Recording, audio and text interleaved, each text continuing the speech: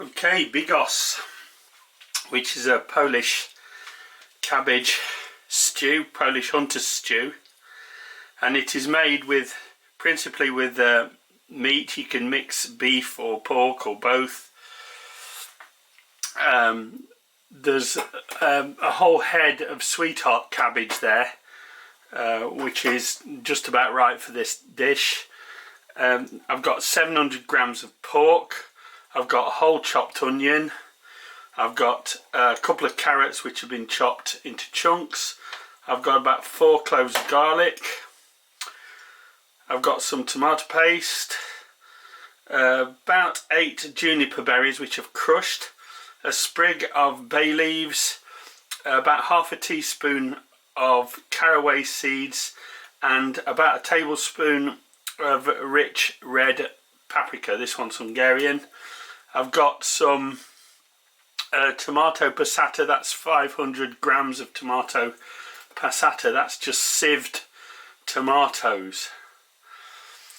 I've got some sauerkraut. This is sauerkraut with carrot, and I'll be using that, which I need to rinse and drain before I use it because it's very salty. Another unusual ingredient is prunes. I've got some dried prunes. I've got about 8 dried prunes which I've sliced in half, each of them in half. I've got some Merlot wine, and it's just a little bottle of Merlot wine to use. I've got about 8 inches of good Polish kielbasa sausage which I've cut into these chunks. I've got a whole punnet of mushrooms. I've got an apple which I haven't cut up yet because it browns too quickly. And I've got, this is 20 grams of porcini mushrooms, dried porcini mushrooms. These are Polish ones which I've steeped in water overnight so that they swell up and reconstitute. And I think we're just about ready to go. So the first thing we've got to do is brown off the meat.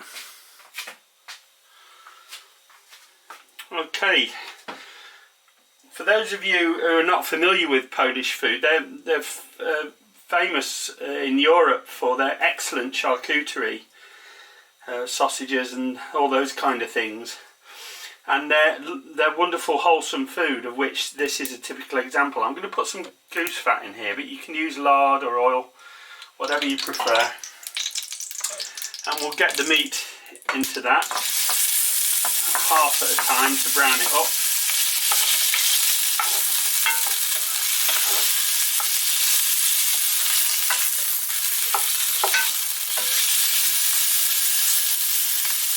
Maybe a bit more.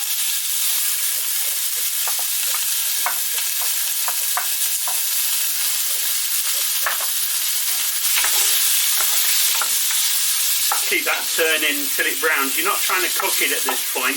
You just really want to brown it off to seal the meat.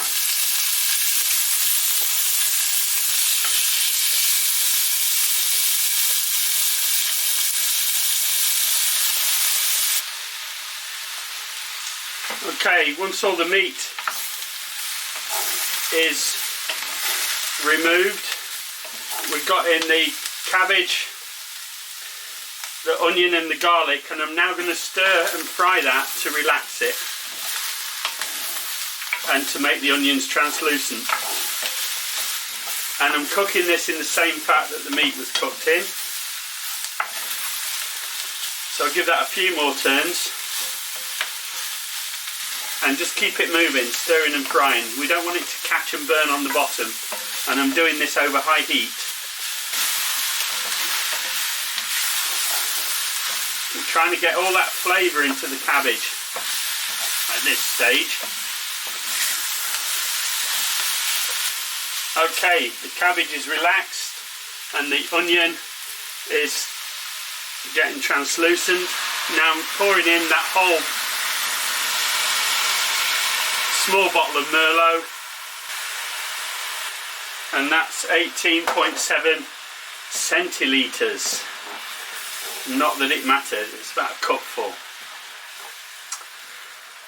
Now back in goes the meat.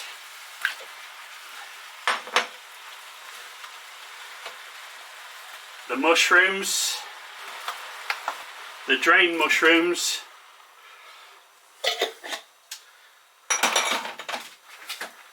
the prunes, and carrots,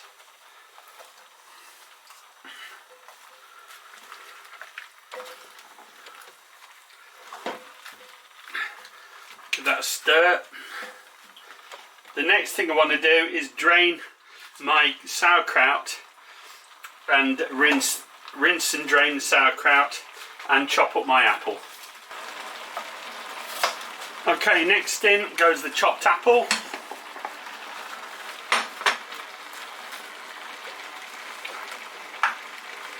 The sausage and the drained sauerkraut. That's rinsed and drained, the whole. It's about 700 grams of sauerkraut. That goes in. You'll need a big pot for this, as you can see. And give that a stir. Right, next in goes my tomato paste and the sieved tomatoes, tomato passata. Wonderful ingredient, that. I've rinsed out the tomato passata with water, which I'm going to tip in there as well. And we'll give it a stir to see where we are. If you've never had Bigos before, boys and girls, you've got to try it. And it is amazing. It is a wonderful stew. And you can make it with whatever meat you've got to hand. Just like a hunter would. He would use wild boar, or he would use venison, or whatever he's got to hand. I just happen to have some pork shoulder lying around, which I'm rather fond of. And as you see, that now has come up to a nice level on there. And in goes the paprika. In goes my caraway seeds. I love to use caraway seeds in dishes like this. And in goes my bay leaves and my crushed juniper. Alright, now everything needs to get mixed in nicely. I might need a little more water added, but we'll see once it's all mixed in. And don't forget that cabbage is going to keep shedding liquid. So let's get that mixed in. And if you're not familiar with sauerkraut, it's made from salted white cabbage and it's probiotic. And not only does it impart a wonderful tangy sour flavour to this stew, the actual sauerkraut is actually better for you than the shredded white cabbage was in the first place, and this is due to its probiotic action. It's extremely good for your gut flora,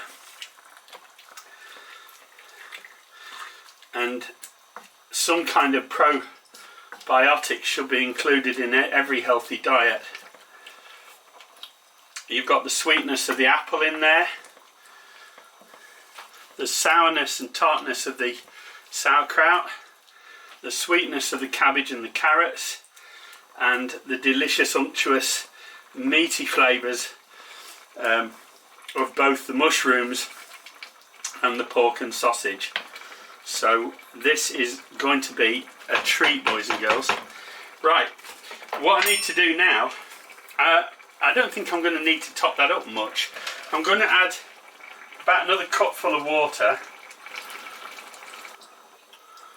and turn that down now to a simmer.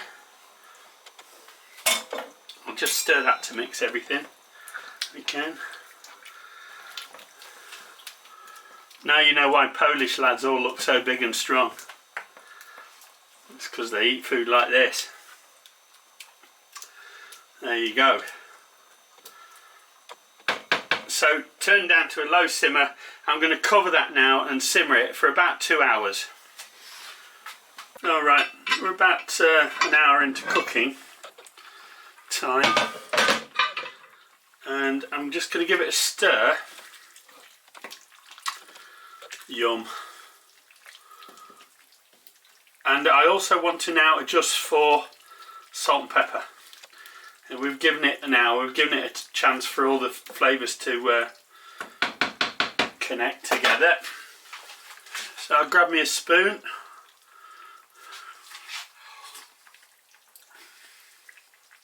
Tasty.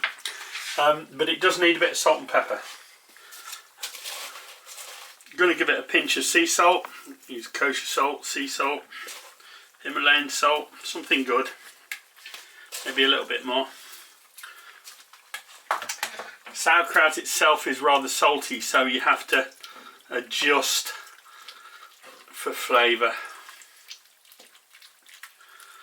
And then plenty of black pepper, which I love. Put as much in as you like. I can really smell those bay leaves, so give it a lovely aroma. Alright, get a fresh spoon, give it a stir, give it a taste.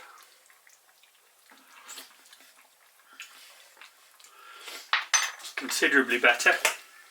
I just want a little bit more salt.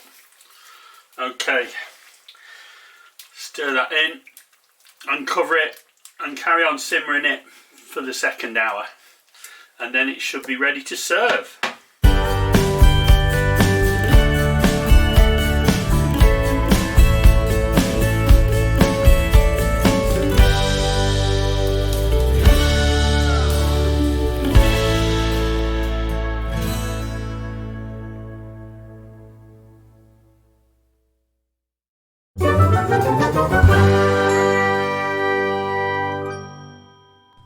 If you have enjoyed this video, please give it a thumbs up. If you would like to follow my channel, please subscribe and be sure to click the bell icon to receive notification of all my upcoming videos. Thanks for watching.